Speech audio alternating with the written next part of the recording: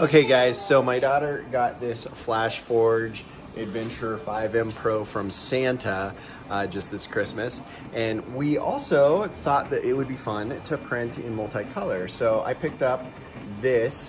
It was used, it only had about 200 hours on it, so pretty much fairly new for printers. And we got this set up as well, and I wanted to do a side-by-side comparison of it. Now, the first thing that I will say is I am not a 3D printer who knows a lot of stuff about this. So we are just figuring it out.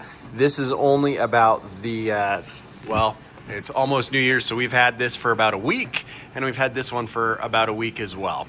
Now, some of the cool stuff that we've been able to print on this printer is we created this really intricate horse.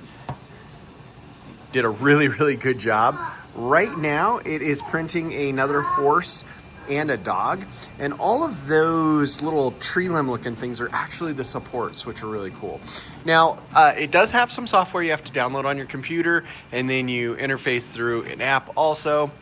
But overall, it was pretty easy. You find the 3D files you want to download on the internet. You can hear my little guy in the background talking about it too.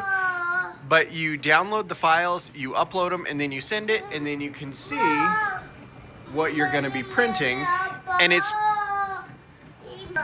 but it is about as plug and play as you can get. I mean, honestly, it was really easy. There's still a learning curve, but for the most part, I got this thing figured out in just a couple hours. It was really easy, and we have printed all sorts of cool stuff. Let me show you some of the things we've done.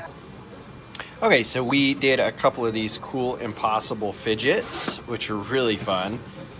So that you can put it either direction and it works, which is really cool. So did a couple of those, did some snakes, got some articulated dragons, another fidget back there, another impossible type of item, which is really fun. We love these. But this, like I said, pretty much plug and play. It required almost no tinkering. Now, the reason I say that is because this, the AD5X, can create some amazing stuff.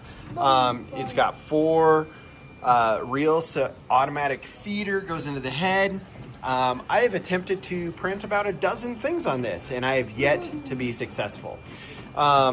So as far as, it's not the machine, but it requires a lot more setup, a lot more understanding of your heating temperatures, your bed temperatures, your offsets. You need to know what you're doing to make this successful. The interface is still pretty easy, but this one here, if you're a beginner just trying to figure out 3D printing, I usually don't say don't buy something, but don't get this one until you fully understand how to use this one. And the reason is because the learning curve is fairly steep. The AD5X is just not plug and play. It's a lot harder to figure out, and there's a lot more variables and a lot more things that can go wrong because you're switching colors, it's doing all sorts of stuff. This one, really easy. Now, I fully understand I'm an amateur, and maybe if you know what you're doing, that is super easy to use. But honestly, I sent this in the program, I hit print, and it printed. And that's all I had to do. This, I just can't get it to work right. So honestly, I cannot say enough good things about the AD5M Pro. This thing is amazing.